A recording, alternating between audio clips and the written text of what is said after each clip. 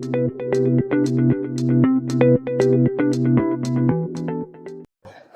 morning. We're here again at the European Geothermal Congress in Zurich, and I'm sitting here with Peter Meier of Geo Energie Suisse. Peter, can you quickly introduce yourself, the company, and what it does? Yeah, I'm CEO of Geo Energie Suisse. Geo Energie Suisse has been founded 15 years ago, and the mission has that we want to develop deep geothermal in Switzerland. We have to concentrate on the basement, and we have in focus its power production, but also heat. Okay, then. Can you tell us about the project that you're working on? It's kind of the big headline right now in Switzerland. So, can you tell us a little bit about its history and what about its current status? Well, actually, our company has been founded based after the experience in Basel. With this data, we have developed a new concept. We call it the multi-stage stimulation concept, and that has been patented also in Switzerland in 2012 already. But then it took us quite a while to bring it to the ground and start drilling the last year. We had drilled a 4,000 meters deep exploration well, and just recently we have done our stimulation test. Okay, can you tell us about the results of the tests that you've already done? Yeah, we are very happy because what we saw is that the reactivity of the rock, the seismic reactivity, is much lower than what we thought of after Basel. We've compared to 60 times less reactive. And this enables us now also to move towards more to the city centers, to agglomerations, also thinking more about this technology also for heat production. So this comes into reach now. Okay, then. So I know that the decision on the future of the project is still pending. I mean, approval from authorities. But what is the plan for it? What is the plan? What is the ideal future direction for it? Well, in principle, we have the permit already until including the construction of the power plant. This is set. It's now just that we have handed in the first reports about seismic risk, about the project's concept in more details. So we expect actually to get green light to go ahead by next year in the probably springtime. And then we're going to drill the next well, stimulate this one, then continue drilling the existing one. And with the aim is to do some power by 29.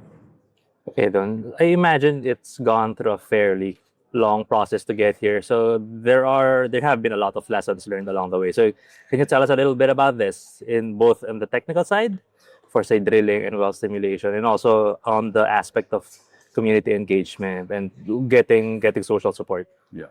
From the technical point of view, we have largely benefited from our partnership at the Utah Forge project.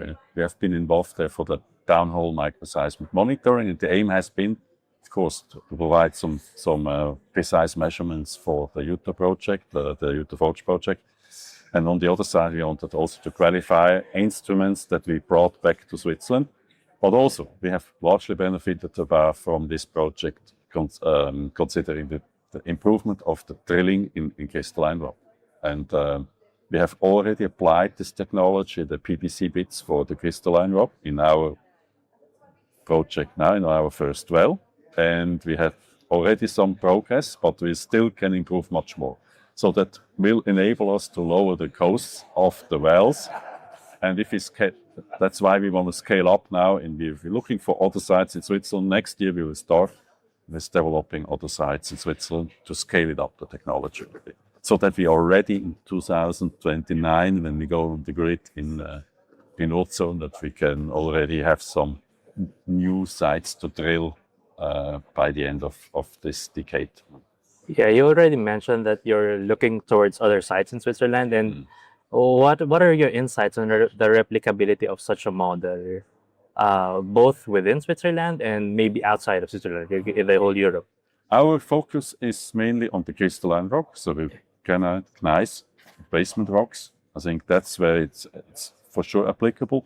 Whether it's also applicable in sediments needs to be studied in detail when we know about the sediments. There might be some very hard rocks there where I think there's an option as well to utilize the same technology. But the biggest strength is that we do not need a special play. We just need to, there are some zones to exclude, like large fault zones. They have a seismic risk, we have to avoid them. But apart of this, it's a huge potential.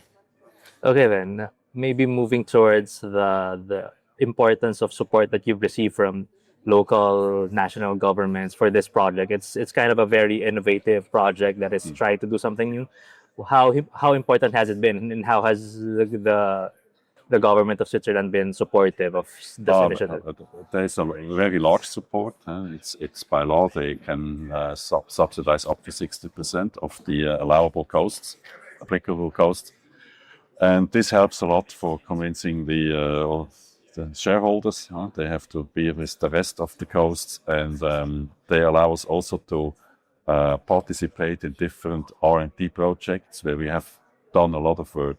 So our participation, for example, in Utah Forge, it's also based on this construction. Okay, then. So we're looking forward to more of the results of the Haute Sorne. I think a lot of people are very excited about the progress that you're making, and I think that we all want the best for it, and maybe it is something that the whole of Europe can benefit from. I think so. Yeah.